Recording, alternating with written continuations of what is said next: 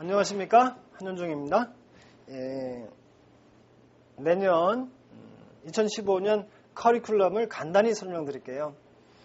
1, 2월은 교육론, 문법, 문학, 기본 이론반을 강의합니다.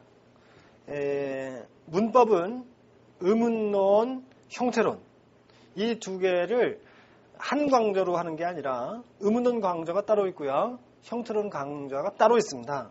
그래서 교재는 주로 문법은 내 국어학 교재로 합니다.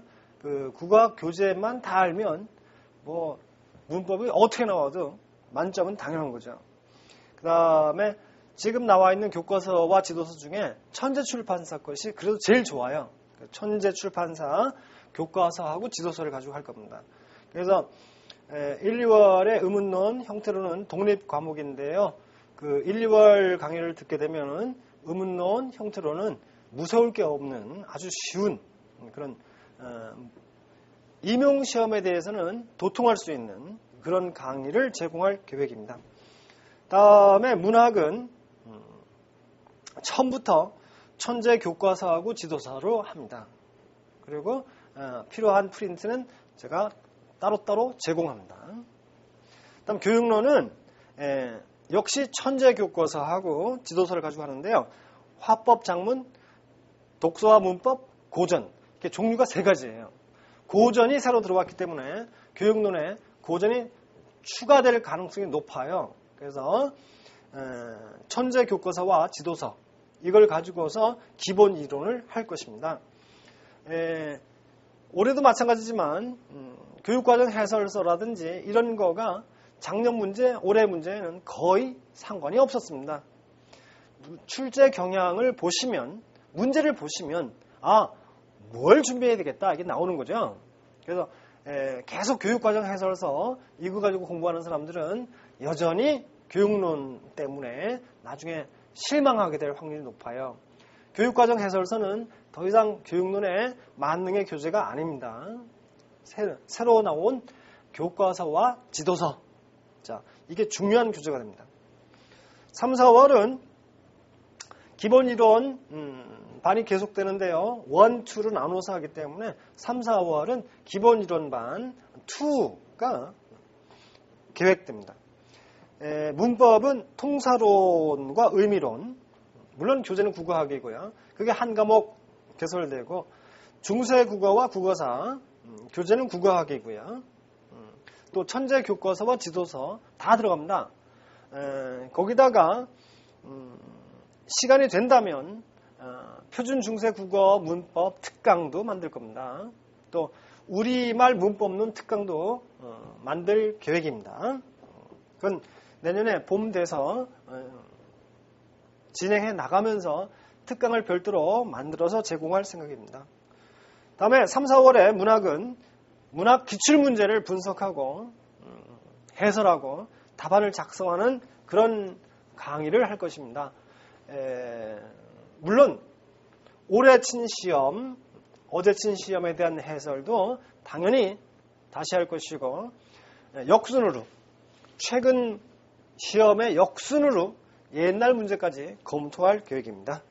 다음에 교육론은 역시 3, 4월은 기출문제를 분석하면서 역순으로 최근 문제로부터 과거 문제로부터 쭉 올라갑니다. 올라가면서 출제된 문제를 철저히 이해하면 또 출제되는 문제는 역시 그 안에 있다. 이 국어, 문학, 문법, 교육론 모두 기출문제 속에서 약간씩 변형돼서 다시 출제된다는 것을 여러분이 금방 터득하게 될 것입니다. 다음에 이제 5, 6월 가게 되면은 완성반입니다. 완성반이기 때문에 문법에서는 이제 5, 6월에 기출문제 분석을 합니다. 1, 2, 3, 4에 문법을 세분화시켜서 다 강의했기 때문에 기본 이론을 다 숙달한 사람들을 대상으로 5, 6월 문법은 기출문제를 분석합니다. 교재는 물론 국어학이 되고요. 만약에 3, 4월까지 특강을 못하게 된다면 5, 6월에 우리말 문법론 따로 표준 공세국어 핵심 강독을 하게 됩니다.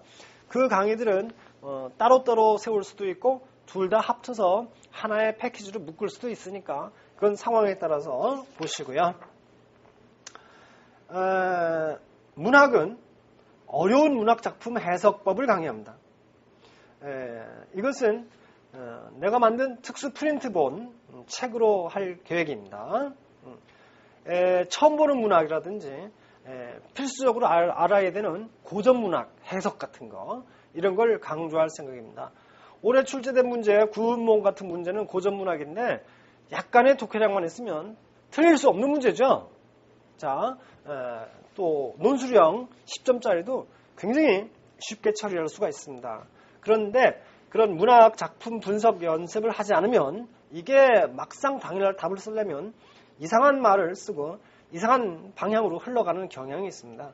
그래서 5, 6월 문학은 어려운 문학 작품을 골라서 해석하는 방법을 강의할 겁니다.